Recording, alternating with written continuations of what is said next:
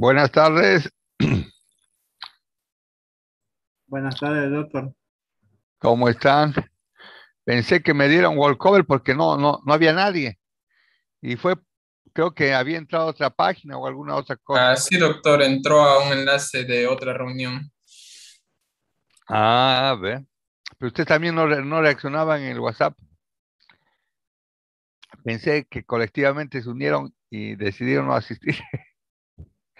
Bueno, eh, lo que yo les pedí por eso, por hoy, por esta vez, porque vamos a hacer lo siguiente, cuando es época de parciales, vamos a admitir gente que entre y grabe.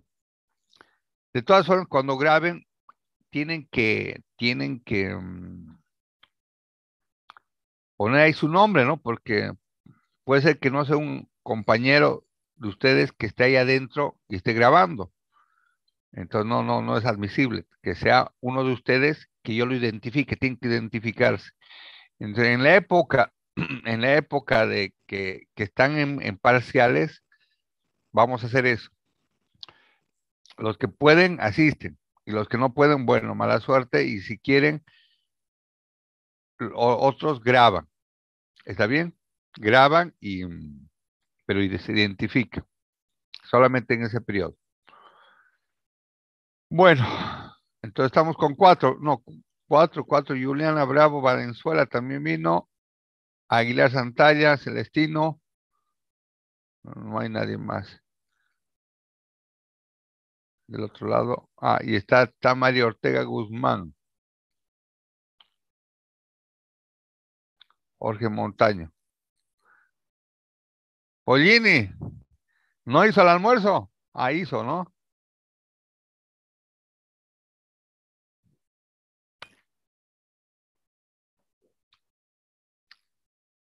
Mudé el horario para las 2 de la tarde para no perjudicar el domingo, por ahí tenía un almuerzo familiar, qué sé yo. Bueno, entonces vamos a continuar con lo que habíamos quedado. Habíamos hablado en la parte, ¿dónde está eso? En isquemia, habla de los factores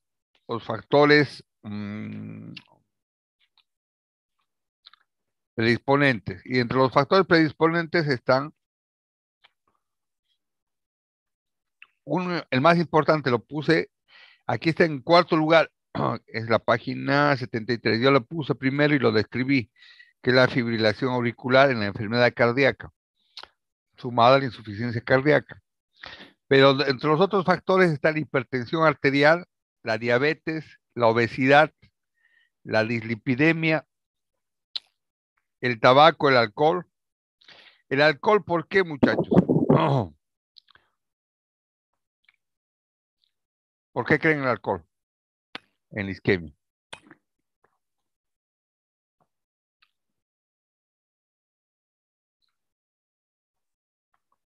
En el hígado, se forman los factores de coagulación.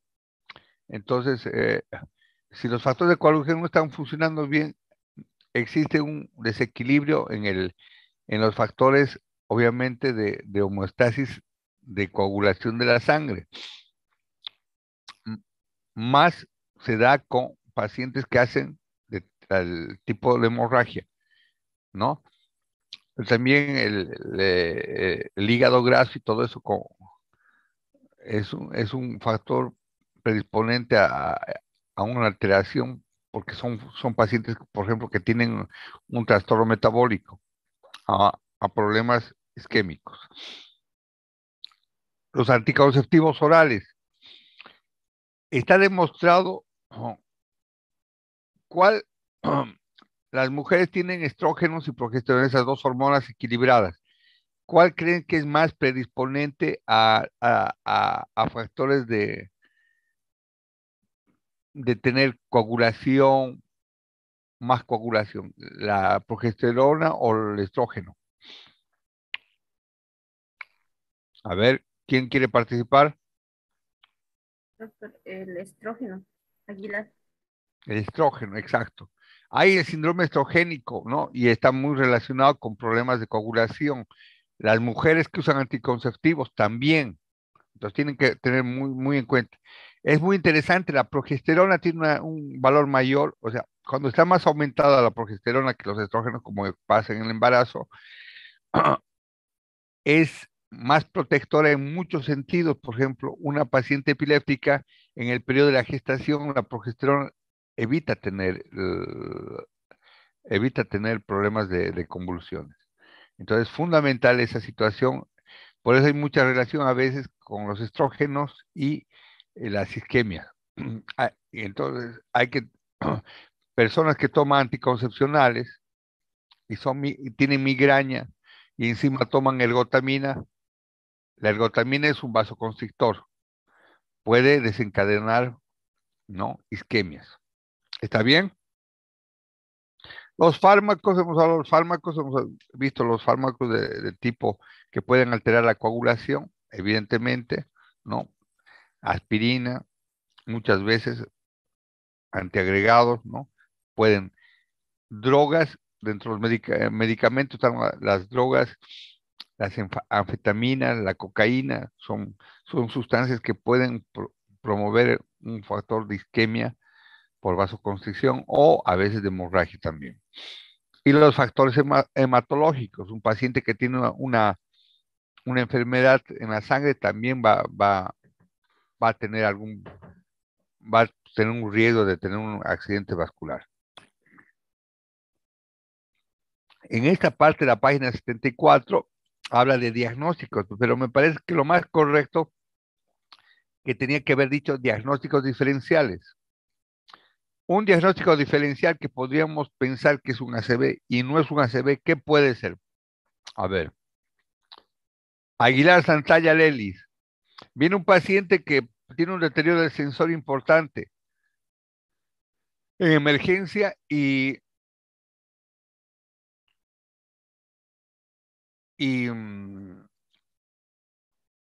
usted cree que es un accidente vascular. Se hace la tomografía no tiene isquemia.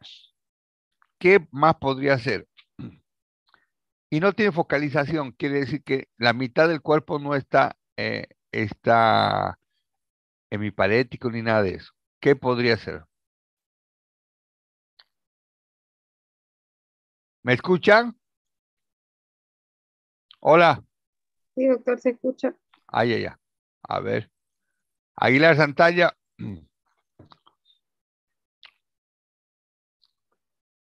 Aguilar Santalla.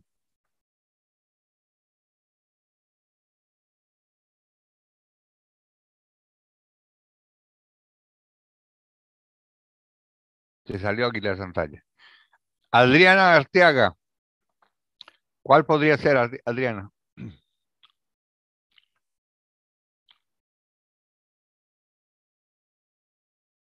Adriana.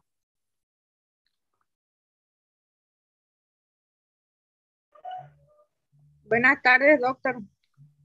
Buenas tardes, Adriana. ¿Cuál podría ser? A veces los pacientes vienen con mareos o vértigos también. Pérdida de conciencia brusca, rápida, pero vuelven otra vez a su estado normal.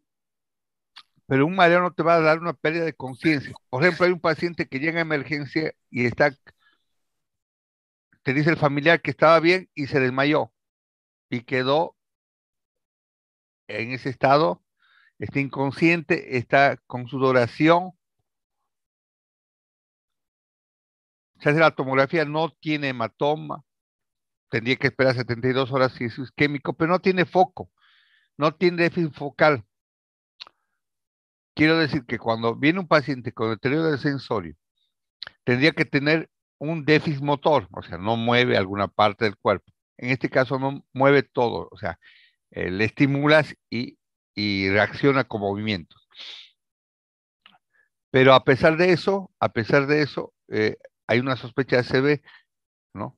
Tendría que hacerse en 72 horas. Pero ¿cuál sería otro diagnóstico diferencial? ¿Qué tendríamos que descartar? A ver, ¿quién quiere hablar? ¿Puedo responder yo, doctor? ¿Quién es? ¿Jiménez? Jiménez Marín. Sí, Dime, a ver. puede ser una hiperglucemia o una cefalopatía diabética. ¿Podría ser? Claro, pero cuando dices encefalopatía diabética, estás enrolando, estás Ah, no, poniendo perdón. una patología grande. Cefalopatía hepática. Perdón, perdón. Una encefalopatía hepática, sí, pero sería muy avanzada, ¿no? Y sería muy progresiva, porque una encefalopatía hepática te va a dar que tienes el amonio muy elevado, el amoníaco muy elevado. Pero vamos por la diabetes. ¿Qué trastorno de glicemia alta o baja va a determinar un deterioro del sensorio? Carla Casanova creo que es nueva, ¿no? Buenas tardes, doctor. Es nueva, ¿no? No, Primera solo vez, que primera vez. la otra vez la eliminó usted cuando me conecte. La primera vez que te conectaste te eliminé. Doctor. Y a Carla Casanova, No, yo no había ¿cuál conectado. trastorno glicémico sería el que determinaría un deterioro del sensorio importante? Como dijo el doctor, ¿Cuál deterioro, cuál trastorno en el azúcar determinaría que la persona esté inconsciente? cuando tiene el azúcar baja. Eso, Jiménez Marín, no hiperglicemia. El hiperglicémico ¿sabes cómo? Está colorado, está rojo. Está medio atontado, está eh, embotado, atontado, medio que te habla, medio que, como estaría bebido. Hay un sensorio. En cambio, en la hipoglicemia está como muerto, desmayado. Entonces, habría que pensar en una hipoglicemia. Entonces, los diagnósticos diferenciales están el tema de el trastorno metabólico y la hipoglicemia. ¿Está bien? Ok, doctor. Hay que descartar la hipoglicemia. Muy bien. Otra situación, las crisis epilépticas. Hemos esto ya hablado, y hemos hablado del síndrome de la parálisis de Tut. Parálisis de Tut. A ver, vamos a poner acá compartir pantalla.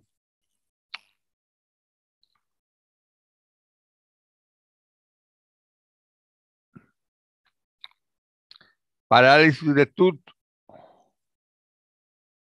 No. Hola. ¿Qué me explica qué es la parálisis de Tut?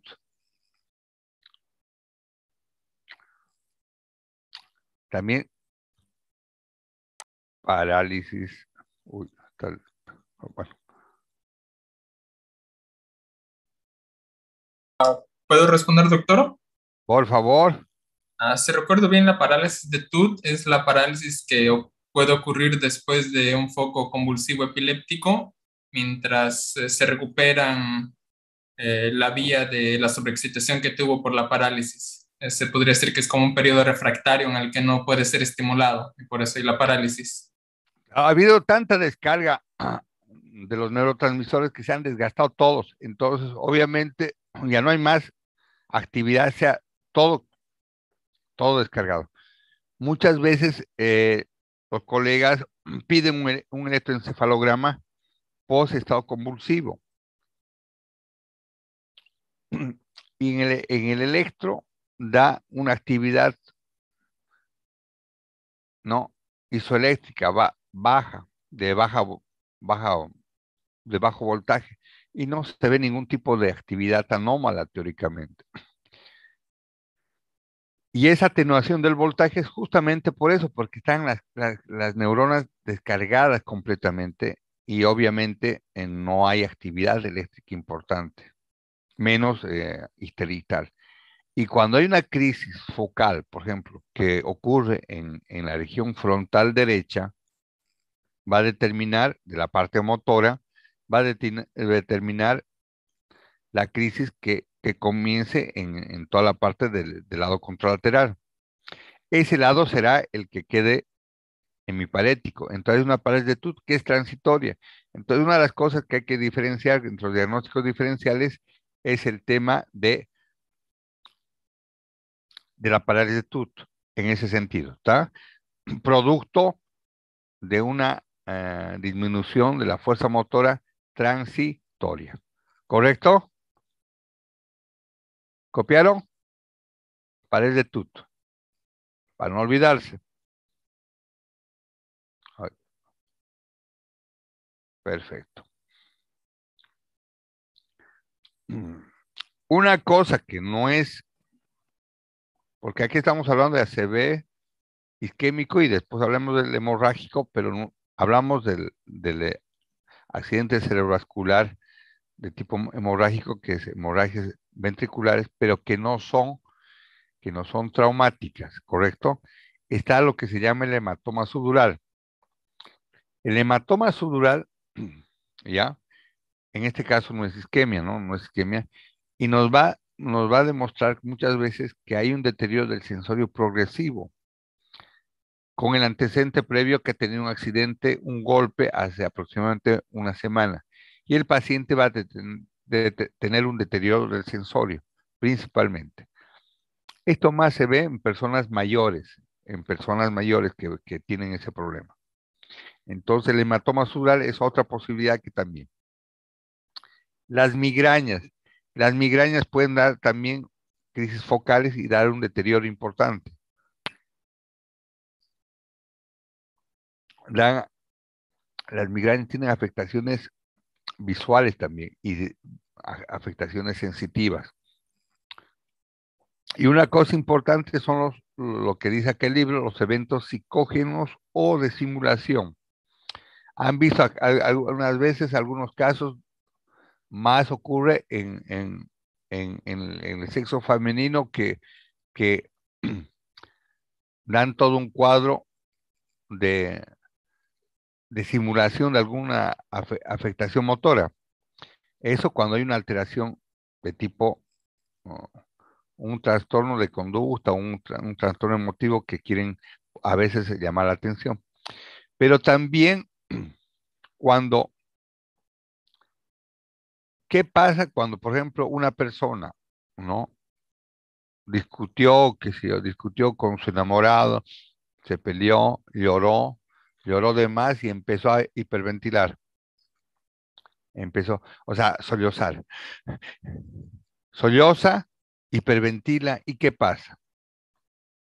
¿Qué pasa cuando una persona solloza por un montón, hiperventila?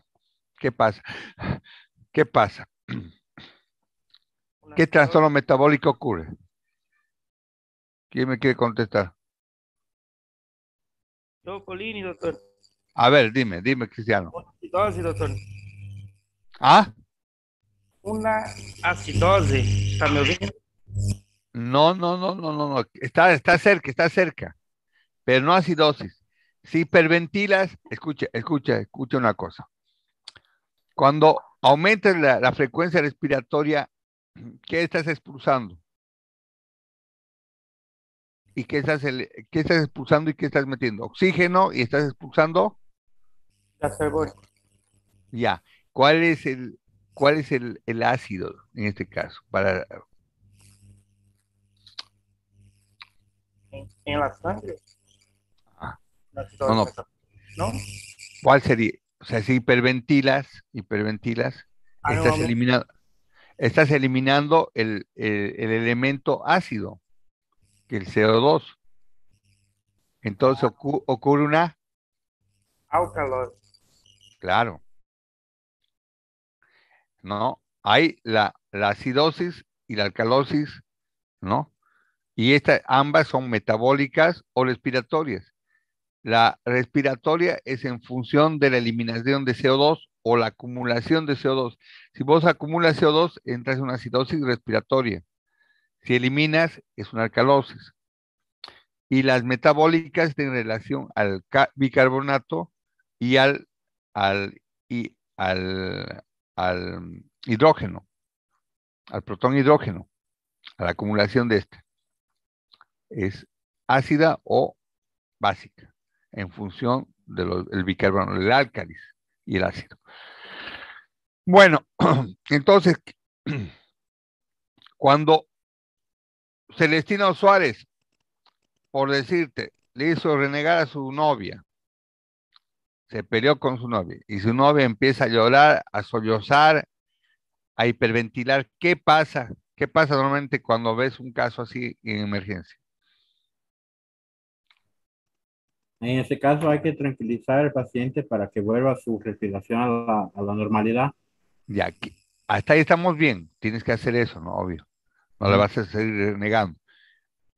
Nuevamente en Ahí, el hospital acá, cuando iba a hacer mi práctica ahí, al hospital de emergencia, nuevamente daba un nombre para eso, le decían HI, que ya, era un ya. paciente histérico. Entonces, nuevamente lo que se hacía ahí era poner el paciente en observación. En caso si está si su dióxido, si su saturación está muy baja, se le ponía un poquito de oxígeno, ¿no? Y se hacía tranquilizar al paciente. Ya, está bien. Pero como vemos en este caso, hiperventila. Hiperventila, hay una alcalosis metabólica, Cristiano, ¿está? Una, una alcalosis, una alcalosis respiratoria, perdón, una alcalosis respiratoria por eliminación de CO2. Y lo que hay que hacer, ¿no? Hay que hacer, y eso se puede hacer en la casa, agarrar un sobre de papel y ponerle acá. Y que otra vez empiece a respirar internamente. Eso evita esa eliminación tanta de CO2, ¿no? Respira. Eso mejora. Pero el paciente cuando hiperventila y hace una alcalosis respiratoria,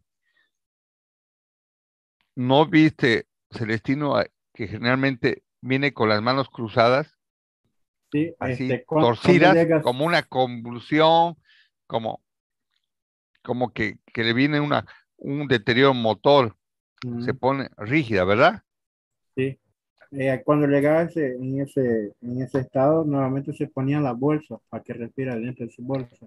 Exacto, una bolsa sí es mejor de madera, pero ella viene con una, con una tetania, con una tetosis, una contracción en las extremidades, producto de esa hiperventilación. Entonces, lo que hay que evitar es esa situación. Y uno cree que tiene una crisis convulsiva o está con una embolia. No tiene una embolia ni una crisis convulsiva. Es básicamente que está hiperventilando y eso le está determinando. Y la única forma de parar eso es dejar de que el paciente siga sollozando y esté hiperventilando. ¿Correcto? Sí, Entonces, doctor. eso En este caso, cuando el paciente está un poquito más grave, ¿se puede aplicar lo que es algún ansiolítico? se puede, se puede. Entonces, darle, por ejemplo, un alprazolam endovenoso, ¿no? ¿No? Pero una benzodiazepina endovenosa como el diazepam no creo que sea lo necesario, ¿no? Tal vez un alprazolam, esos pacientes básicamente necesitan una terapia, relajarlos, que alguien los contenga psicológicamente, tenemos que tener una psicóloga en ese momento, qué sé yo, básicamente, y que empiecen a respirar dentro de una bolsa, mejor ser una bolsa de papel. Bueno, entonces eso era lo importante que teníamos que ver en los factores. ¿Qué estudio es importante en los pacientes con accidente vascular de tipo isquémico? Fuera de la tomografía. ¿Qué método podemos investigar para ver la permeabilidad vascular? Lucilene Núñez Monteiro. Y hemos hablado de la tomografía, que es un método, pero ¿qué otro método que puedes hacer por medio de los ecos del sonido que sirve para ver el, el, el buen flujo en los vasos? Casi te he dicho la respuesta.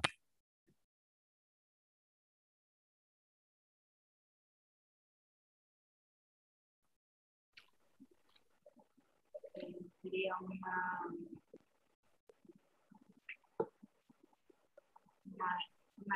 ecodoppler, creo. No, Ecodoppler, claro, ecodoppler, muy bien, porque básicamente el ecodoppler, ¿no? Con un ecodoppler es que es una ecografía, básicamente, ¿no? pero en este se puede ver los vasos y la circulación, por eso se llama Doppler.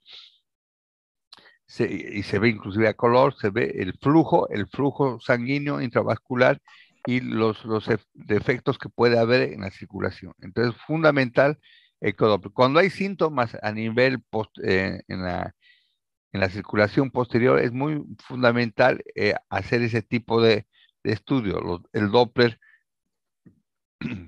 carotídeo y del sistema vértebro-basilar, principalmente vértebro-basilar, porque hay sintomatología del sistema arterial posterior.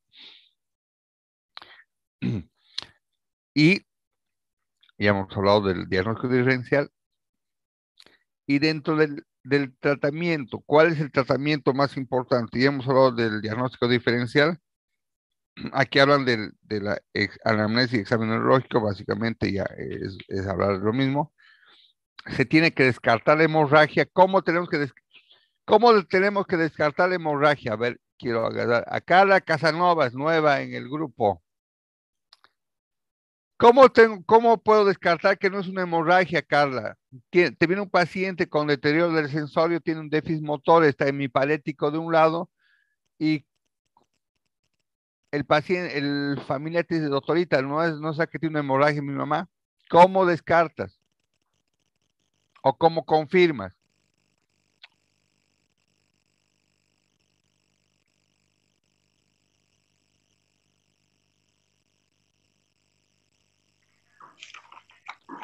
Carla, No sé, doctor. por amor de Dios, pero tratar de pensar eso es que no sabe, esa es una cuestión de no tener interés de hacerle trabajar tu cerebro. Carla, vos estás en emergencia, eres la médica, estás en un hospital importante, o sea que ahí tiene muchas cosas, no es que estás en una posta.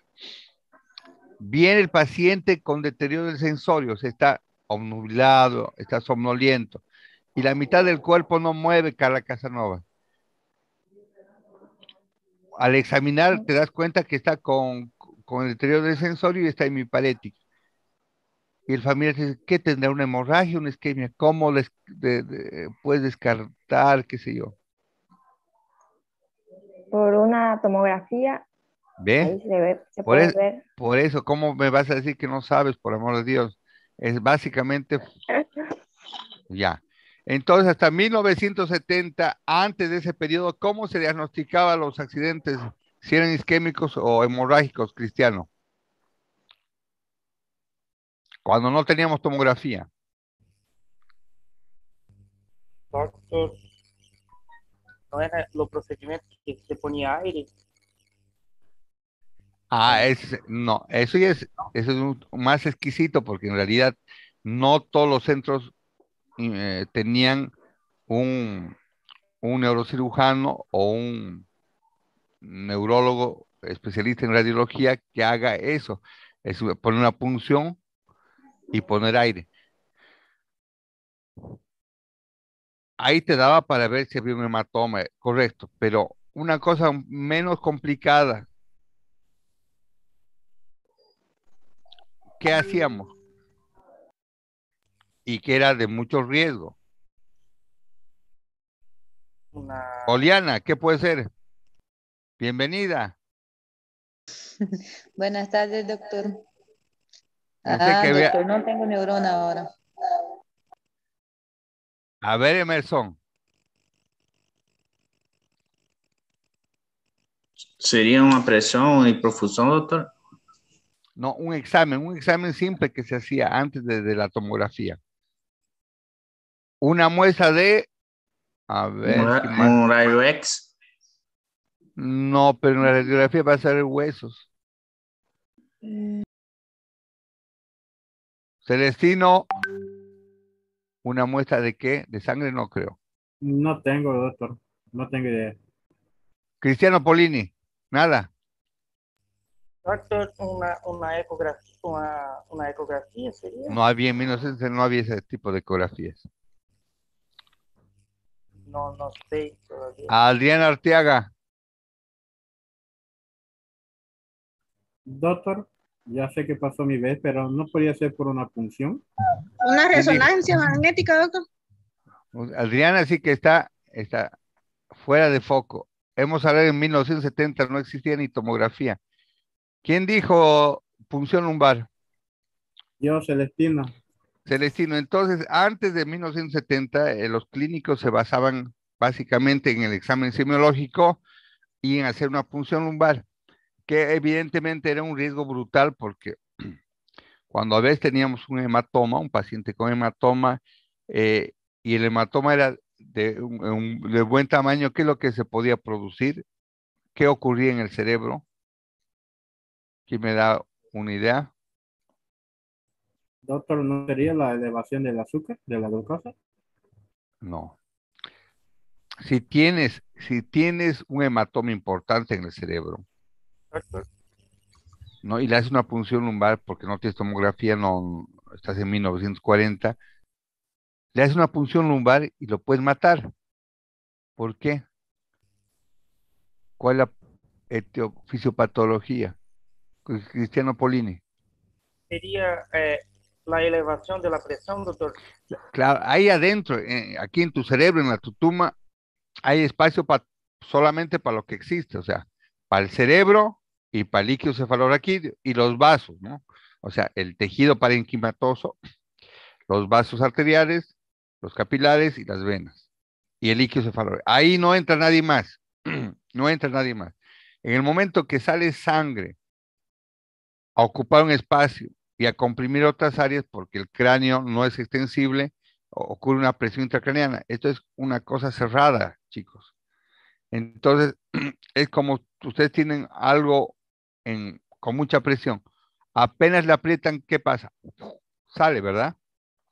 Entonces, si ustedes hacen un hueco en ese sistema, abajo, en la región lumbar, hay una descompresión y se produce ¿qué pasa?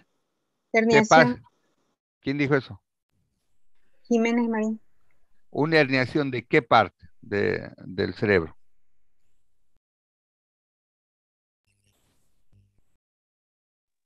Ay, no me acuerdo, pero la dijo en la anterior clase. ¿Cristiano qué? De la médula espinal. ¿De qué? De la médula espinal, doctor. No. A ver, vamos a Doctor, ya me acordé de las papilas. de las papilas. De Sí. las papilas. Ah, no, no. Las papilas No. gustativas, ¿puede ser? No, doctor, no, lo dije mal. ¿Qué son? Las pupilas.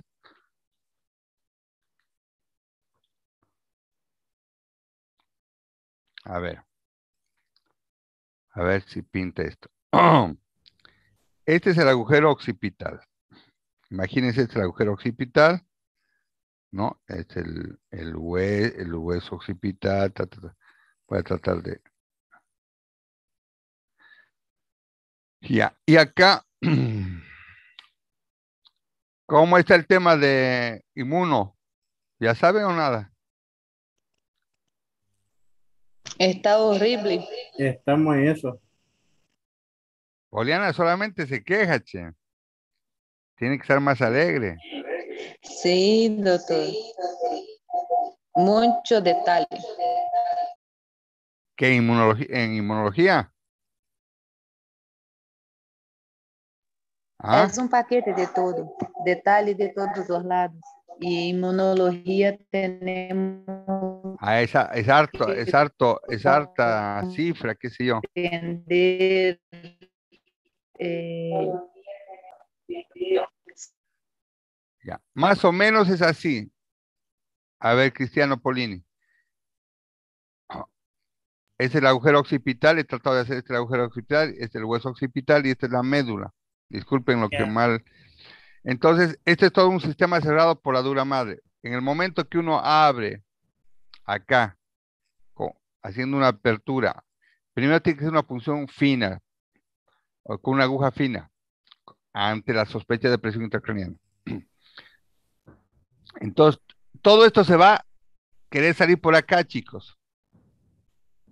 La médula no, porque la médula está acá. ¿Y qué es la cosa que se ve acá? Así una cosa bien, bien así como una, si les digo ya el nombre ya no, que está en el lóbulo inferior, en el hemisferio cerebral, la cara inferior del hemisferio cerebeloso.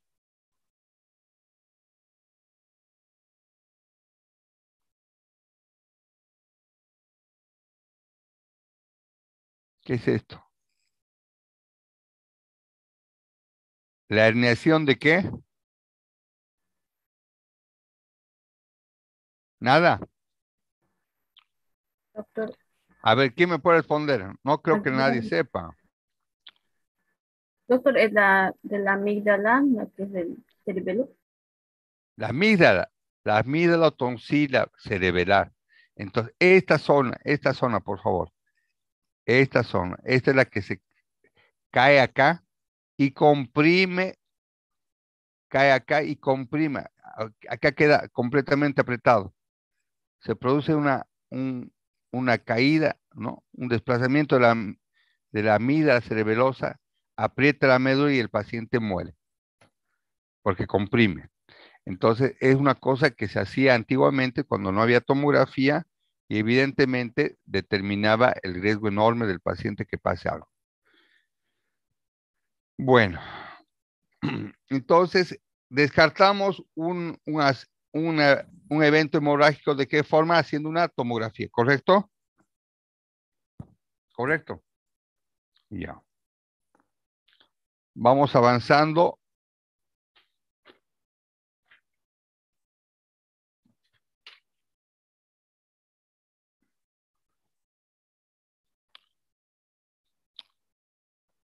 Y lo que después de descartar, hablamos de tipos, bueno, eso ya no vamos a importar. Lo que vamos a empezar y el tratamiento del cuadro agudo. ¿Qué hacemos en un paciente cuando hemos demostrado bajo la tomografía que se ha descartado una hemorragia y es isquémico y pensamos que existe un coágulo en la arteria? Obviamente eso no pasa en Bolivia.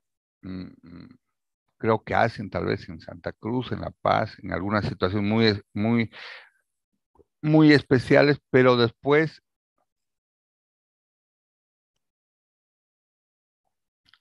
¿qué se hace, por ejemplo, en centros grandes como San Paulo? eh, no sé, en Buenos Aires seguramente hacen, cuando se demuestra que una arteria cerebral está con coágulo. Entre las 3 a las 6 horas se pone una sustancia. Vamos a anotar acá, RTP.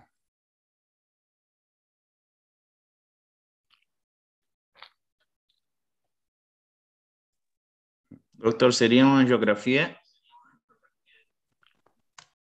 Está bien. ¿Quién habló de eso? ¿Emerson? Sí, ¿Celestino? doctor. ¿Emerson? ¿Quién fue? ¿Emerson? ¿Quién habló? Emerson.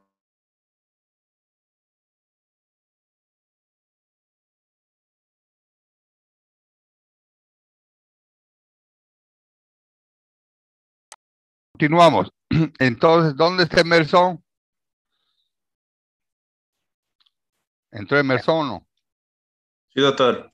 Está. Entonces, lo que dijo Emerson está bien. Existen las unidades stroke en las ciudades grandes, donde evidentemente hay médicos que hacen plantones, continuos, o sea, cada 24 horas hay médicos especialistas que están constantemente en esa unidad, ¿no? Seguramente en una ciudad grande, grande, grande, como estamos hablando, Belo Horizonte, qué sé yo, San Paulo, son ciudades de 2 millones de habitantes, San Paulo mucho más, ¿no? Deben tener hasta 2 o 3, pero no es más, ¿no? Son unidades en que existe el especialista en que hace angiografías, ¿no? Y el paciente llega con un cuadro de sospecha importante de un ACV isquémico. Una arteria del cerebro está tapada. se comprueba haciendo una angiografía, como dijo Emerson. Una vez que se detecta esta situación, entre las 3 a 6 horas se puede poner una sustancia. Esa sustancia es la que la anotamos acá.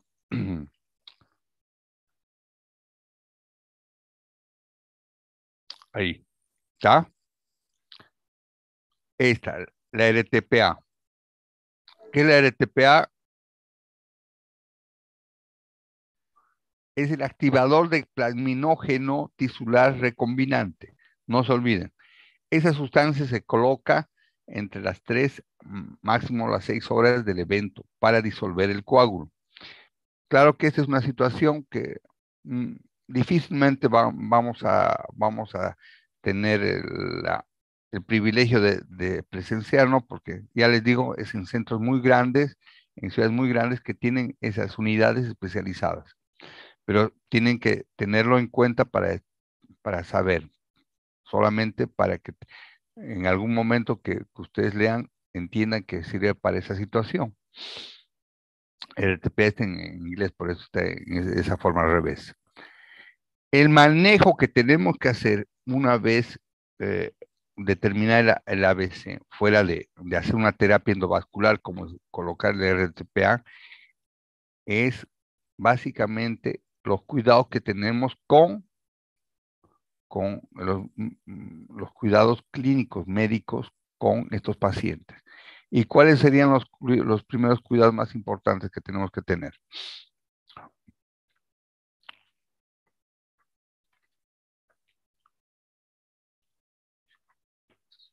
¿Alguien me puede orientar qué podríamos empezar a hacer? Se describe eso en la página 84.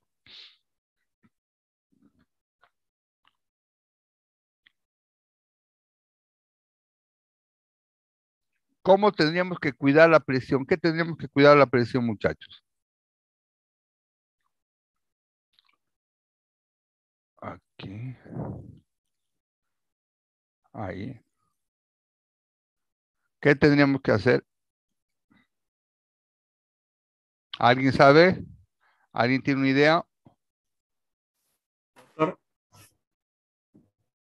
A ver, Celestino, dime. Yo creo que sería lo que es el apoyo para los signos vitales, ¿no? Primeramente del paciente. Después ya sería el tratamiento farmacológico para ayudar a lo que es la coagulación. Ya, pero no te pasa todavía, estás bien en los signos vitales. ¿Y cuál sería importante? La oxigenación, ¿no? ¿Qué te importaría en los signos vitales? Sería lo que es la oxigenación y más que todo la presión. Ya, entre los signos vitales, claro, le pones oxígeno para tener buena saturación. Está bien, hay que ver cómo está saturando, que no tenga una obstrucción. Estos pacientes hacen un deterioro del sensor y fácilmente pueden broncoaspirarse y tener una mala saturación. La presión, ¿cómo tiene que ser la presión? Estoy buscando ¿dónde estará más? En el caso, tenía que mantener los niveles más normales abajo. Ya. Porque como está, eso va a aumentar lo que es la presión intracraneal. Ya, tendría que estar... Y cuanto más eleva la presión, la presión normal del cuerpo, ¿no? Eso se va elevando más lo que es la presión intracraneal con el acúmulo de sangre. Ya, hay una cosa importante en la presión arterial. Tenemos que evitar que la presión sea muy alta, que va a desencadenar mayores factores de isquemia o hemorragia, y tampoco tenemos que evitar que si el paciente que está con una presión muy elevada, descompensarlo bajando bruscamente la presión. Tenemos que, bajo esta situación, tener el concepto de que es la presión arterial media. La presión arterial media, fíjense, tiene esta fórmula, que es el resultado, ¿no?, de la ecuación de ambas presiones. Es el valor medio que tenemos que tener de la presión. ¿Está bien? Entonces, esa presión es fundamental porque vamos a ver esto. La presión de perfusión cerebral óptima es de 70 a 105. ¿Dónde está? 70 a 105. 70 a 105. ¿Dónde da igual acá? Acá. 70 a 105 milímetros de mercurio. Anótense bien. ¿Está bien? Otro dato, Pi menos la presión. Entonces, es la presión de perfusión que tenemos que tener, 70 a 105. ¿Ya? Y también hay una relación directa entre la presión de perfusión cerebral, la presión de perfusión.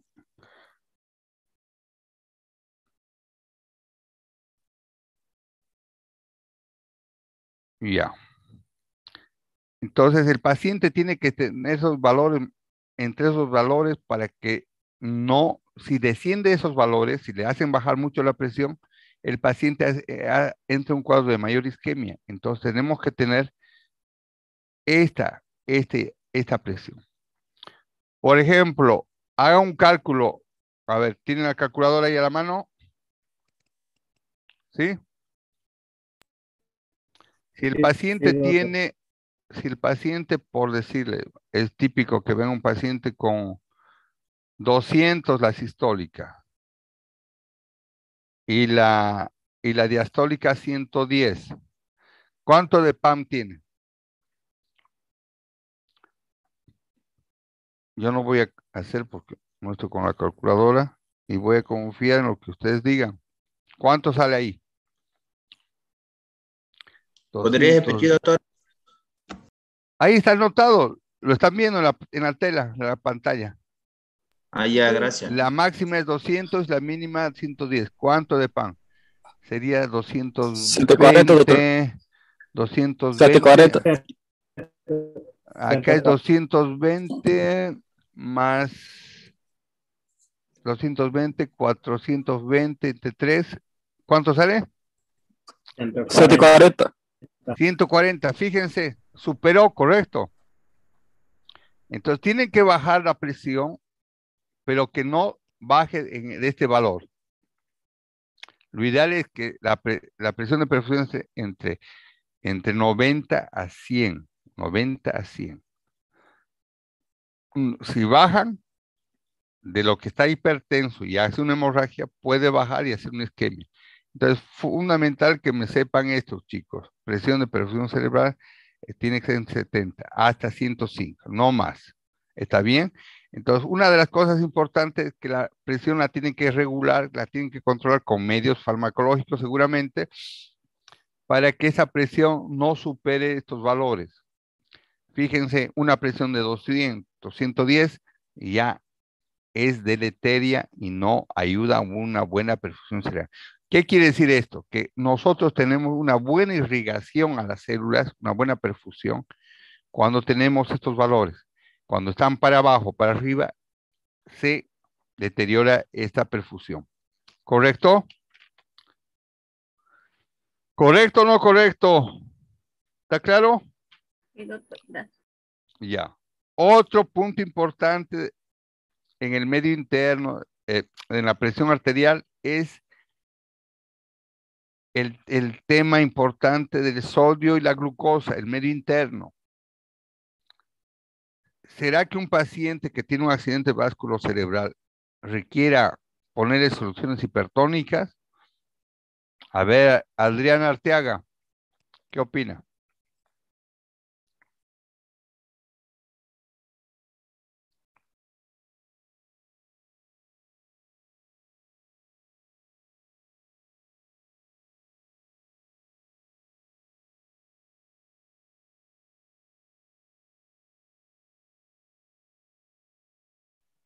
Sí, doctor, tiene que haber un buen manejo interno de ya sea el cloro, sodio, glucosa.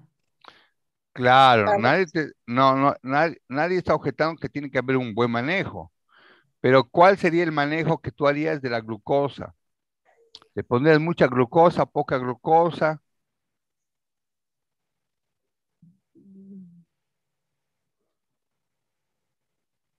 Lo normal sería, doctor. Ya. Está demostrado que colocar soluciones hipertónicas de glucosa empeoran el cuadro. Ya de hecho, el paciente que llega con un cuadro de accidente vascular cerebral, entra en un factor, está con un cuadro de estrés. El mismo organismo está sufriendo un estrés orgánico y esto determina la elevación del cortisol, las catecolaminas y sube la presión, todo. Y como sube el cortisol, sube la glicemia y empeora el cuadro los estados de hiperglicemia, sin ser diabéticos. Entonces el paciente llega con una glicemia elevada, llega hipertenso por la producción de catecolaminas, ¿no? Y otra cosa, es interesante y tienen que ver que los pacientes vienen con una leucocitosis, pero no le pongan antibiótico, es una reacción, ¿no? Una reacción del organismo frente a esa lesión que tiene. Y no hay una infección, sino es producto del estrés, la reacción del estrés del organismo que determina esos variantes. Entonces, no está indicado dar soluciones glucosadas en el paciente, está contraindicado. Y las soluciones salinas, ¿qué opinan? O sea, el sodio. Doctor, yo Celestino. Celestino, dime. Cuando iba a hacer mi práctica en el Hospital Trinidad, más que todo cuando llegaba el paciente con ese tipo de cuadro, los médicos ahí más que todo administraban lo que era el manitol para ese tipo de paciente. Ya. Porque el manitol es como él es un diurético osmótico, ¿no? Eso que me explicaron ahí, que eso le ayuda a disminuir lo que es la presión intracraniana y sin aumentar mucho lo que es el volumen sanguíneo. Entonces eso te ayuda más que todo a liberar lo que es la presión intracraniana como la presión normal del cuerpo. Ya. Está bien, pero vos le pondrías manitol, Celestino, si el paciente está con una presión de perfusión cerebral de 50. No, doctor. No, porque el manitol porque ya está hipotenso. te pone más hipotenso el manitol. Eso se lo va a hacer Entonces, bajar. el tema es mantener una buena presión, correcto, hemos dicho ya, hemos aclarado eso. Pero otra situación es que tenemos que ver si le ponemos soluciones salinas o glucosadas. Hemos descartado las glucosadas. ¿Cómo tenemos que manejar las soluciones salinas? Es bueno poner soluciones hipertónicas, isotónicas, hipotónicas. ¿Cuál es la situación? ¿Alguien me puede saber, tienen una idea? ¿No tienen la obligación de saber? A ver.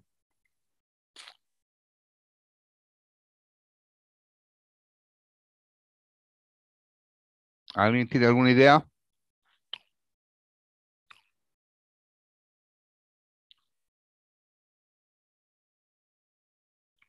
¿Nadie? ¿Edward? No, doctor. Ya. Primero, tenemos que ver que en el medio interno la anatremia esté normal, el sodio.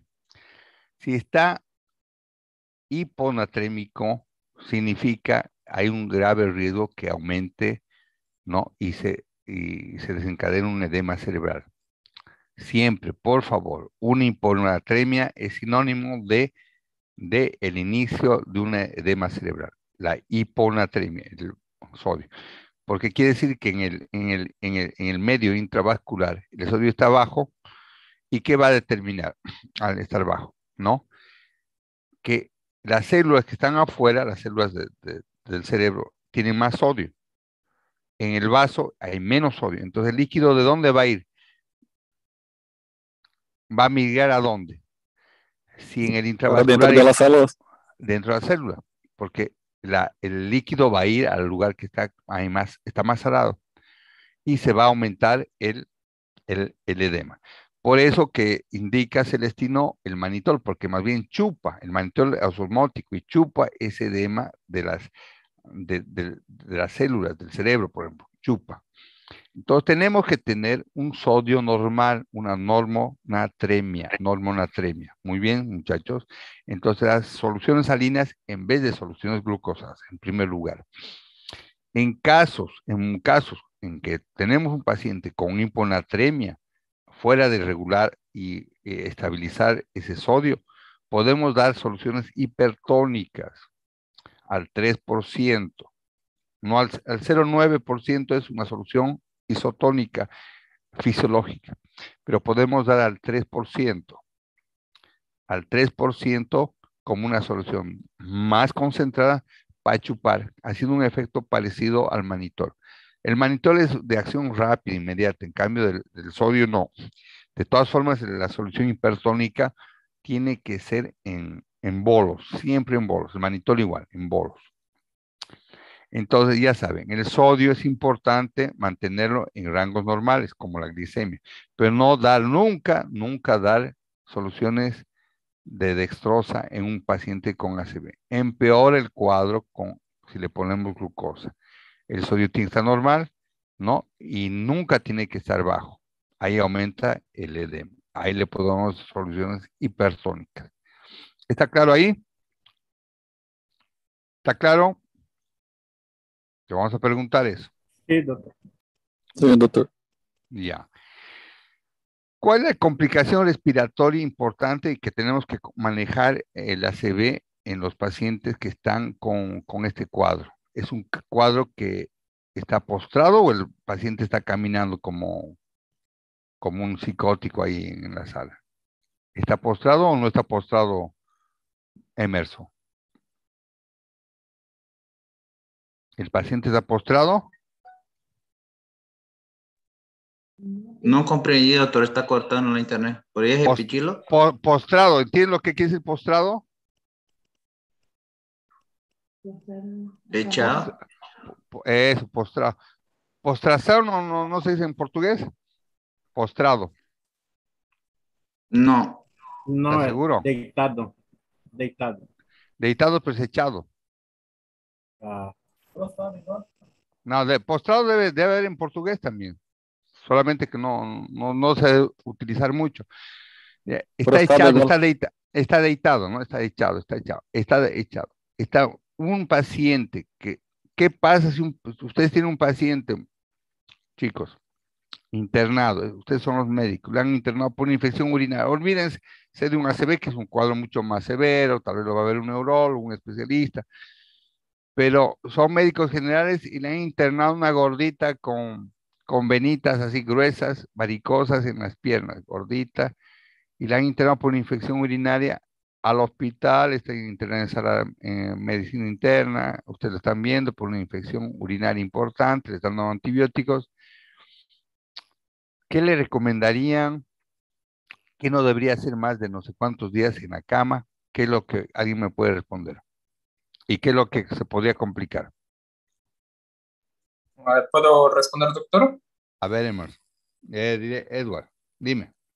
El paciente podría tener riesgo de tener una embolia pulmonar, ya que más o menos lo que escuché describí es una paciente que podría tener la trombosis venosa profunda, y eso también se recomienda que no se pase más de 4 días postrados en la cama. 3 días, ¿no? 3 días, no más. Sí. ¿Y cómo se produciría esa embolia pulmonar? ¿Debido a qué? A ver. Aguilar Santalla. ¿Por qué una embolia pulmonar? Puede estar con un tratamiento anticoagulante y puede viajar. No, a ver, ¿por qué se produce una embolia pulmonar? Primero, ¿qué es una embolia pulmonar? Es el taponamiento de las arterias venosas, arterias pulmonares Ya. Por ¿Por coágulos? Un coágulo, sí. Por microcoágulos, ya. Muy bien. ¿Pero producto de qué? ¿De dónde son generados esos coágulos? ¿Por una insuficiencia cardíaca, un corazón grande? ¿Por qué? En este caso, en el caso de Edward. La paciente tiene varices. Ya, ¿y? Puede haber un desprendimiento del coágulo. ¿De dónde? Puede viajar. Pues claro, viaja, pero ¿de dónde sale? Está yendo bien, Santalla, solamente tiene que... De las venas profundas puede viajar. Hemos dicho, ya está bien, Santalla, está bien. Por eso, no hay cosa mejor que responder en base a una lógica. Siempre. Entonces tiene un buen criterio. Toda sangre que está estancada, ¿no? Que no tiene contracción, ¿no? Que no genera un flujo continuo, tiene tendencia a formar coágulos, ¿correcto? Hemos visto en el corazón, cuando hemos hablado de la fibrilación auricular, ¿se acuerdan? La anterior clase. Igual pasa en las venas, si tiene unas venas dilatadas, grandes, varicosas, esa sangre se va a retener. Si el paciente camina, ¿qué ocurre cuando caminamos? ¿Qué son los gemelos? A ver, Lucilene Núñez Monteiro. Cuando caminas, los músculos gemelos, ¿dónde? En la pantorrilla. ¿Te ubicas, no? ¿Dónde es eso? En la porción de la pierna, atrás. Eso, atrás. Ahí hay los gemelos. ¿Está bien? Lucilene. Cuando caminas, estos se contraen, estos músculos. Y son como los músculos que chupan y limpian y drenan esas venas. Peor si uno tiene con varices. Cuando uno está deitado, no acontece eso. No hay esa contracción de los músculos de los gemelos. Y ahí puede formarse coágulos, se quedan coágulos en esa región, y el paciente después de 3, 4 días que ha quedado deitado, esos coágulos se liberan y van hacia el torrente y llegan, en este caso, a la arteria pulmonar y bloquean la irrigación y producen una embolia pulmonar. ¿En qué momento ocurre esto? Es el típico caso que el paciente, después de estar 3, 4 días echado, se levanta y va al baño, hace una prueba de Valsalva y ese fenómeno hace que emigren los los coágulos pequeños, vayan por la circulación y lleguen al pulmón. Y el paciente, al salir del baño, empieza a tener dificultad respiratoria, entra en una gran desaturación, queda inconsciente e inmediatamente lo llevan a terapia y en unas horas muere, cuando es una embolia masiva. ¿Está bien? Entonces, es importante, entre el 10 al 20% de los ACVs van a producir una embolia pulmonar y casi un 1% pueden morir. En este caso, los pacientes con ABC, no sin necesidad de que vayan al baño, porque no pueden probablemente ni ir al baño, por el tiempo mucho más prolongado que 3 a 4 días, pueden determinar y tener esa embolia pulmonar. Por eso se da heparina de bajo peso molecular por vía subcutánea para esos casos, cuando los pacientes están mucho tiempo deitados, más de 72 horas. ¿Está bien? Entonces, una de las complicaciones es esa. Otras complicaciones de la ACV son las alteraciones a nivel de los cuidados que tenemos que tener en el decúbito. Estos pacientes pueden hacer escaras y además tienen trastornos esfinterianos, no lo controlan la micción. Entonces, probablemente tienen que usar sonda vesical, ¿sí? Y tenemos que cuidar que muden siempre de decúbito, ¿correcto? Ya. Dentro del tratamiento farmacológico preventivo y secundario, ¿qué medicamentos podríamos tomar que orientamos a los pacientes para que no tengan este cuadro de accidente vascular? ¿Qué medicamentos les indicaríamos? El más clásico, Carla Casanovas. ¿Qué medicamento le daríamos? La heparina de bajo peso molecular. No. Estamos hablando ya de un paciente ambulatorio.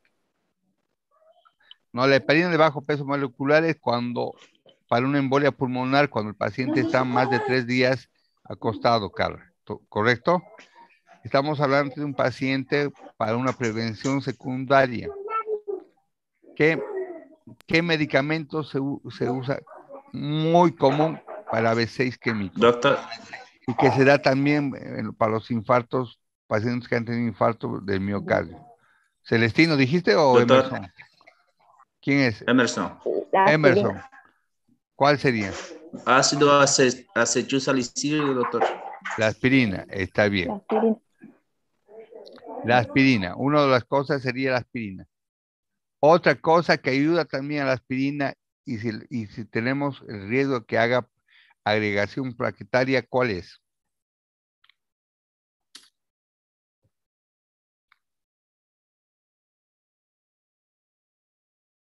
Doctor, ¿puedo responder? ¿Quién habla? Jiménez Marín. Jiménez Marín. ¿Cuál otro? ¿Podría ser la warfarina? La warfarina, está bien. ¿La warfarina? No. La warfarina es un anticoagulante, querida, ¿no? Ya es en caso en que se ha demostrado que el paciente tiene un riesgo grande de una embolia. Por ejemplo, un paciente que tiene,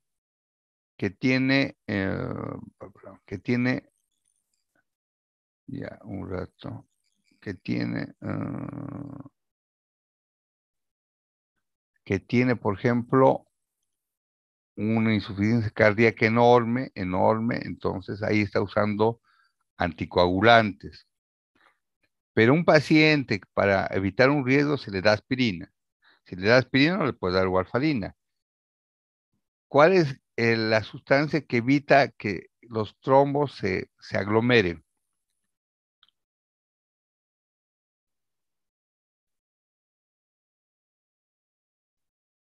Ya han llevado farmacología, ¿verdad? ¿El año pasado o este año están llevando farmacología? El año pasado han llevado farmacología, ¿verdad? La de tercer año. Claro, el año pasado. Aspirina, el segundo medicamento para evitar la agregación plaquetaria se llama clopidogrel, eso es lo que teníamos que responder, clopidogrel. Y un vasodilatador que se ve que es muy bueno es que actúa en función del clopidogrel y la aspirina es el dipiridamol, que en nuestro medio no lo utilizamos normalmente. ¿Está bien? Entonces son los tres medicamentos para la prevención secundaria, la aspirina, el clopidogrel y el dipiridamol. ¿Está bien? Acá vamos a tratar de escribir. ¿Dónde está mi otra pizarra? Perdí mi pizarra. ¿Qué pasó?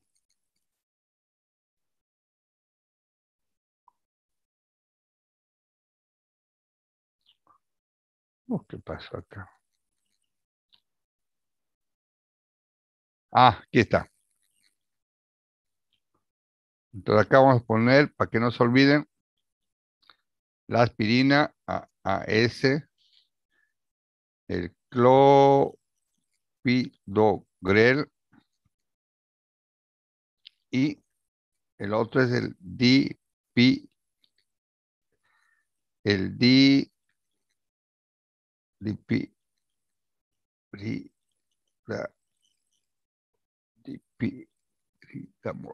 Está, dipiridamol. Estos tres medicamentos, como en la prevención secundaria del accidente cerebrovascular.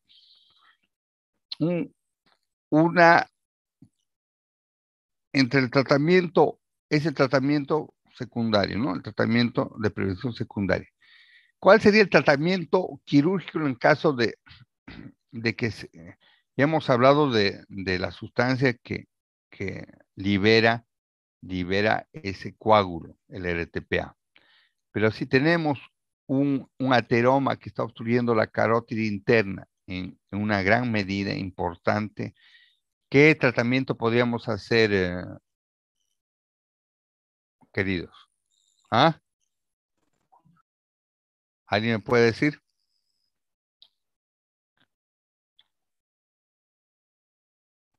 ¿Qué podría ser? Doctor, no estoy seguro, pero lo cateterismo. El cateterismo con stent.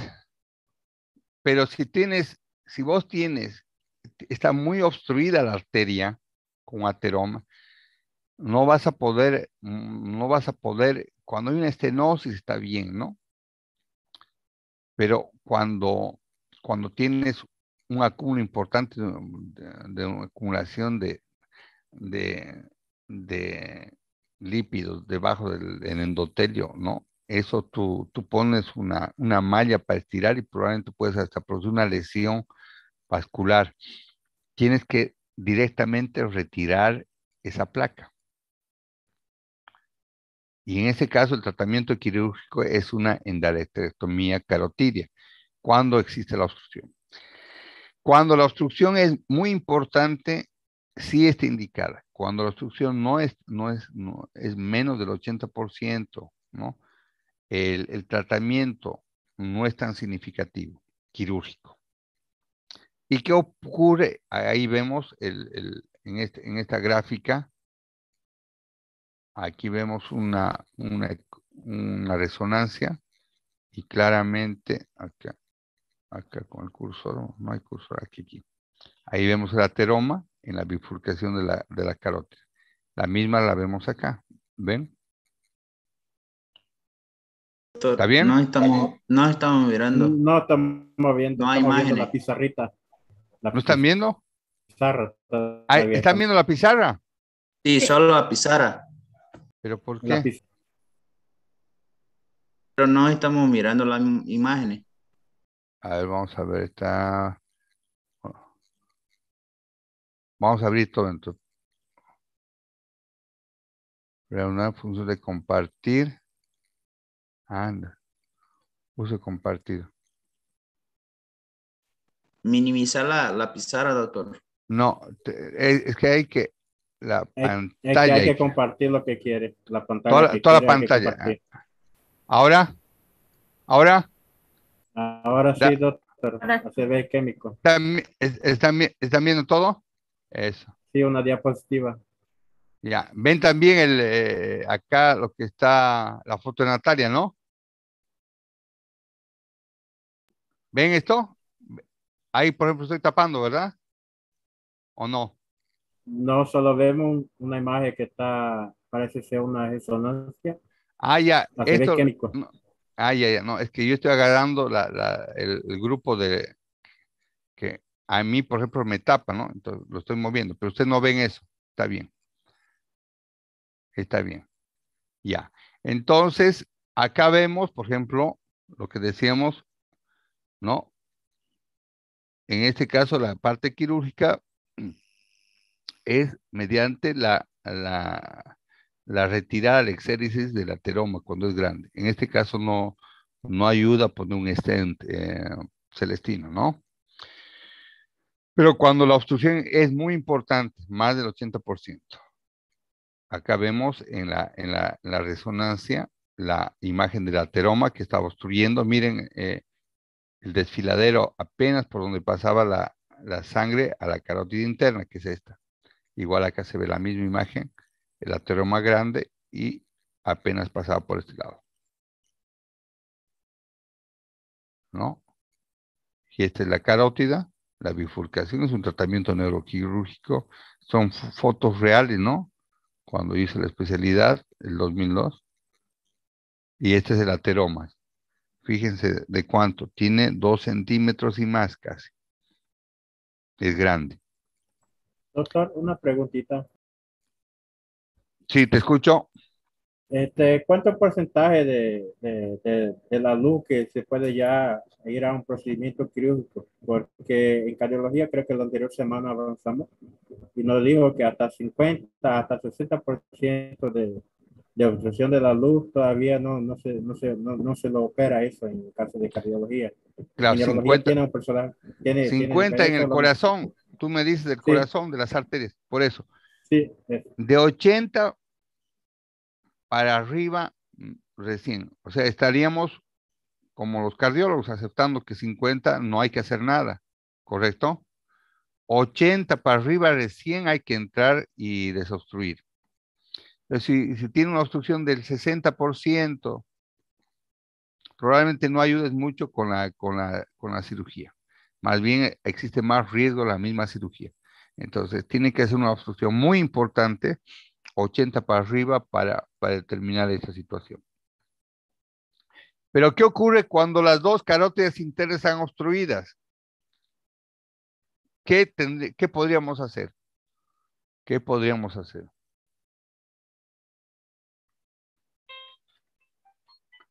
¿Qué podríamos hacer?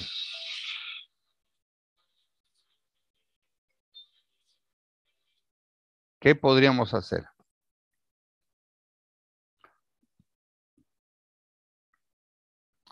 Ambas carótidas internas están obstruidas, muchachos. Imagínense, las dos carótidas internas están obstruidas. O sea, todo el sistema de irrigación anterior al cerebro está comprometido. O sea, hay una obstrucción muy importante. Entonces, hace un tiempo atrás, gracias al advenimiento de las técnicas de microcirugía, se ha podido hacer anastomosis de la arteria temporal superficial, acá a este nivel, ¿no? Acá a este nivel, la arteria temporal superficial, se hace una craneotomía a este nivel, se abre el cráneo, se llega a la corteza, ¿no? Y en la corteza cerebral, una arteria cortical que está superficial se anastomosa con esta arteria temporal superficial. Ese tratamiento se hace y tiene un buen resultado en los casos que existe una obstrucción bilateral de la carótida. ¿Está bien? Son técnicas de microcirugía. ¿Con qué hilo de nylon creen que van a suturar esas arterias? Con esa anastomosis término lateral sería, perdón. ¿Han suturado en emergencia alguna vez ustedes? Sí, ¿no? Sí, doctor. Una Todavía, pregunta. doctor. En el caso, ese procedimiento No, por ejemplo. se deja abierto, ¿no? En el caso No, de la bóveda, o se no, cierra la bóveda. no, se hace una craneotomía. En realidad se hace una trepanación grande sobre un Ah, punto ya. específico de la corteza cerebral. Lo que les digo.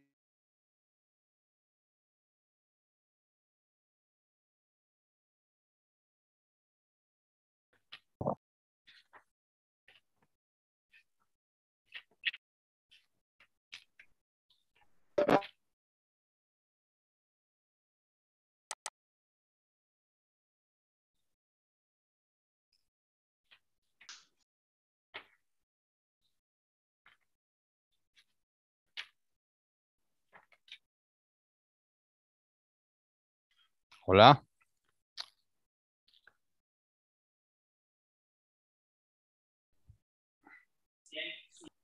Celestino.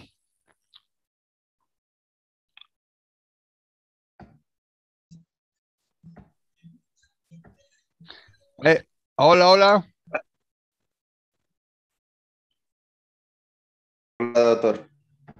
Vale, ¿Celestino está o no está?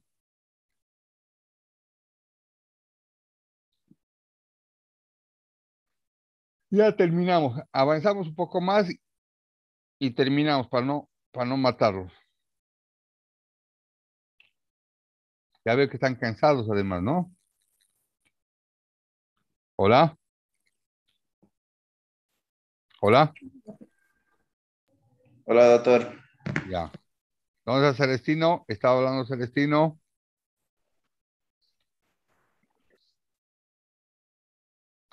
¿Alguien más va a emergencia o es el único que va a emergencia a practicar?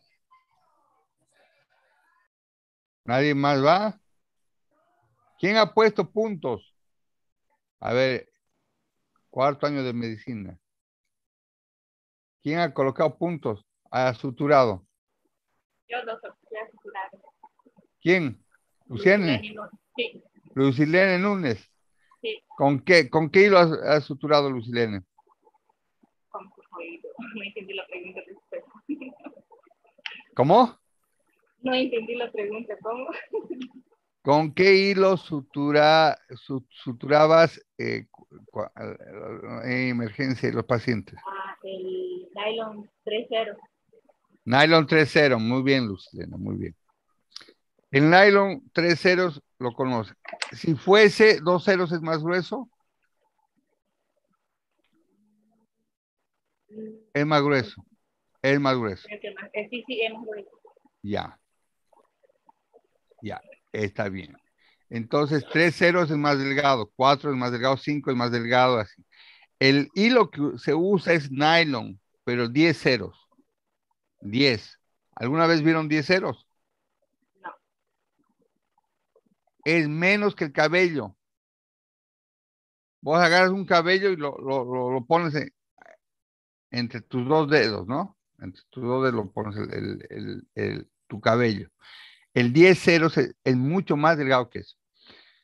Entonces, con técnicas de microcirugía, ¿no? Ustedes abren, abordan, la desecan la arteria temporal, es la que acá, la que uno toca aquí, detrás en la parte anterior al oído, está la arteria temporal superficial. Se pulsa ahí. Ustedes van y disecan la arteria temporal, superficial, la disecan, comparte el tejido adventicio, ¿no? En una proporción importante, hacen como un colgajo y después hacen una craniotomía, una trepanación grande en la región, una área angular, en la región angular exactamente, donde hay un porcentaje grande de que tengamos una arteria cerebral, la terminal de la cerebral media en realidad es la terminal de la arteria cerebral media cortical, y ahí hacemos una anastomosis. Y de esa forma vamos a restaurar, a mejorar el flujo sanguíneo, ya que la carótida externa está indemne, no hay ningún problema, y la obstruida es la carótida interna. Yo les pregunto, si ustedes tienen una obstrucción bilateral de la carótida interna del paciente y están en la condición de hacer esa anastomosis para dar flujo, y el paciente es dominante, es diestro, mueve el lado derecho, todo, es diestro, todo. ¿De qué lado ustedes le harían la cirugía?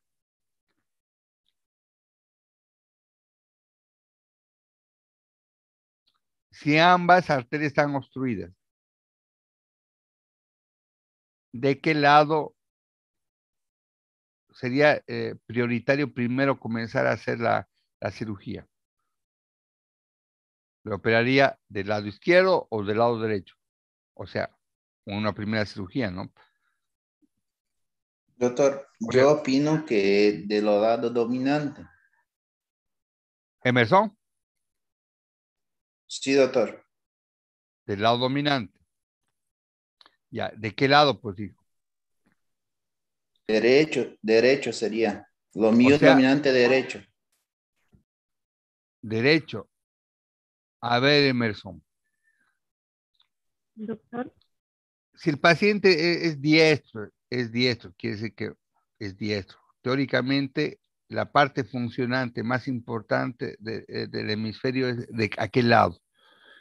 ¿Cuál es el lado más importante, que más proteger y qué lado que hay que operar? Otra vez, ¿quién quiere responder? Yo, doctor. Lucilene. Sí, el lado izquierdo sería. Lado izquierdo. Muy bien, Lucilene. Tienes que venir más a las clases.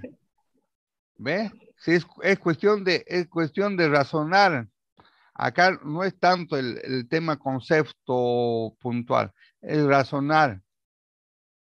Emerson casi, pero se apresuró. Tal vez sabía lo mismo. El paciente dominante, usualmente, el diestro, en el 90% en esos casos, toda la función más importante y delicada es en el lado izquierdo. El área de Exner, el área de Broca, la de Wernicke, está en el lado izquierdo, en el lado izquierdo. Es la parte más importante. Entonces, si el hombre tiene una obstrucción bilateral, tenemos que proteger el lado más importante. Entonces, yo abordo el lado izquierdo. ¿Correcto? ¿Correcto? Lo que ocurre al revés cuando hacemos una ventriculostomía. Una ventriculostomía es hacer un hueco, también un furo, una trepanación, para meter un catéter al ventrículo. Al hacer eso, hacemos para descomprimir la cavidad ventricular. O sea, hacemos una lesión del parénquima, lamentablemente, claro, en el lugar menos funcional, para liberar al paciente de la hidrocefalia, por decirle. Perfecto. En este caso, ¿de qué lado tendríamos que operar? A ver, otra vez, una respuesta de lógica.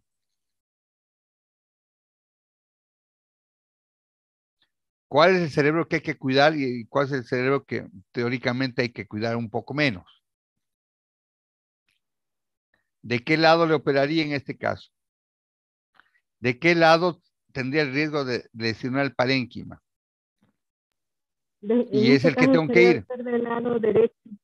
¿Quién dice eso? Jiménez Marín. Jiménez Marín, del lado derecho. ¿Por qué Jiménez Marín? Porque el lado izquierdo del cerebro es el que hay que evitar lesionar. Eso, muy bien Jiménez, a pesar que no estás con cámara. Jiménez Marín, muy bien, me gusta eso. Entonces, esa situación. Operamos del lado que teóricamente, funcionalmente no tiene todas las funciones como el lado izquierdo. Entonces, abordamos el lado derecho. Entonces, una ventriculostomía bien hecha con las técnicas correctas es el lado derecho. Ahí vamos a abrir un hueco en el cráneo, un furo, y vamos a entrar al cerebro, vamos a lacerar el cerebro de alguna forma, aunque muy delicadamente, pero vamos a comprometer el cerebro del lado derecho, precautelando el lado izquierdo. ¿Correcto? En ese sentido, un hematoma sería más perjudicial de qué lado, en el lado izquierdo o en el lado derecho. A ver, para terminar, que ya los veo cansados.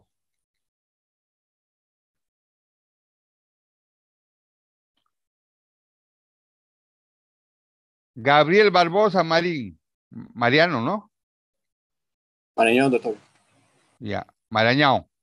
Si tú tuvieras un hematoma en la cabeza, en el hemisferio, y podrías elegir de qué lado tendrías el hematoma, ¿dónde preferirías que lo tengas? En el lado izquierdo. ¿Preferirías que lo tengas en el lado izquierdo? Bueno, derecho, izquierdo, estamos mal. Tienes que definirte. A ver. A Jessy lo vi y después ya no lo vi más. Doctor, aquí estoy. ¿Dónde? Aquí, doctor. Estoy con la cámara parada. ¿Sí? Es que cuando veo que la cámara, pienso que se han salido, pues no me queda otra. ¿Qué puedo pensar? No puedo estar preguntándole. A ver, Jessy, si yo tengo un hematoma en el hemisferio, en un hemisferio, ¿de qué lado quisiera que no tenerlo? ¿De qué lado no quisiera no tenerlo? ¿De qué lado no quisiera no tenerlo? En el lado izquierdo, pues, doctor, no quisiera yo tenerlo. Claro, exacto. ¿Ya? Marañón, ¿de qué lado quisieras sí tenerlo el hematoma? ¿De qué lado sí quisieras tener el hematoma? Si pudieras elegir. Derecho. ¿Capisca? Ya. Está todo claro. Entonces, esas cosas tienen que saber, chicos. ¿Ya? Bueno, 1:45 ha sido la clase. Creo que ya los veo cansados. El tema, ya hemos hecho ABC isquémico, con eso hemos concluido. Espero que les haya servido. ¿Alguna duda? Doctor, una duda. Y en los casos de los pacientes que necesitan lo que es la hemisferectomía, en el caso de ese que tiene la parte de la epilepsia muy grave. En la epilepsia, eso ya vamos a ver. Son enfermedades con epilepsia refractaria. se hace una resección completa del hemisferio, pero generalmente se hace en muchachos jóvenes, ¿no? Porque existe una plasticidad cerebral y teóricamente el paciente está en un proceso que si sigue con ese cuadro de crisis convulsivas constantes, va a tener va a tener un deterioro cognitivo. Entonces no sirve que le hagas una resección de todo el hemisferio cuando tenga 50 años, cuando en realidad ya está demenciada.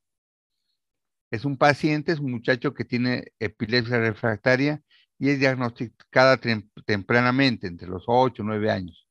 Y ahí se saca todo un hemisferio, el hemisferio que está produciendo la crisis epiléptica.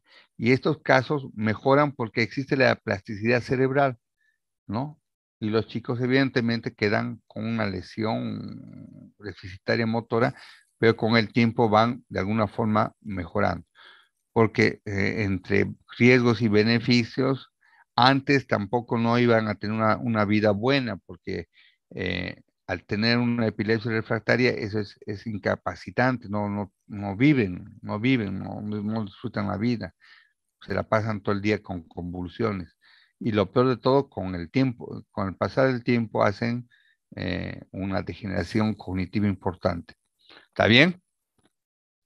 ¿Algo más? ¿Alguna cosa más quedó? El examen es el jueves entonces, ¿no? Sí, doctor, ¿correcto? para jueves. Sí. ¿A qué hora dan el examen de inmuno? Ahora a las 7:30. ¿Cuándo? A las 7:30, si no me equivoco ahora. ¿El lunes? A eso, mañana. El lunes a las 7 de la noche. Entonces, después del examen de inmuno, pasamos clases. ¿Está bien? Pasamos clases para que el lunes avancemos lo que ya es una miseria que queda del hemorrágico, porque ya hemos hablado básicamente en el isquémico del hemorrágico. El hemorrágico de la anualidad no la vamos a considerar ahí, en ese capítulo, porque lo vamos a poner en un capítulo aparte con aneurismas cerebrales. Y la clase del miércoles sería una clase de repaso para el examen del jueves. ¿Está bien? El miércoles, ¿qué examen tienen? El miércoles, ¿qué examen tienen? ¿No tienen examen el miércoles? No, doctor, todavía no tenemos nada planeado para el miércoles. Nada. Ya, el miércoles ya terminarían todos, ¿no?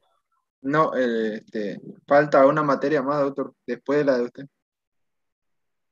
Pero el miércoles no tienen examen. No. Está bien, entonces el miércoles hacemos un repaso para ya el martes, el jueves dar el examen. ¿Está bien? Perfecto, Quedamos doctor. así. Estudien. Doctor, ¿a qué hora va a hacer su examen? O todavía no sabemos. ¿Por qué? ¿Tienes alguna cita? Calculo que va a ser en la tarde, ¿no? De preferencia, doctor, por favor. No, en la mañana es difícil para mí con el hospital. Va a ser en la tarde. ¿Está bien? Ya, doctor, gracias. Ya, doctor, Listo. muchas Nos gracias. quedamos. Chao, cuídense. Chao. Nos Estudien. vemos. Chao, Gracias, chao. doctor.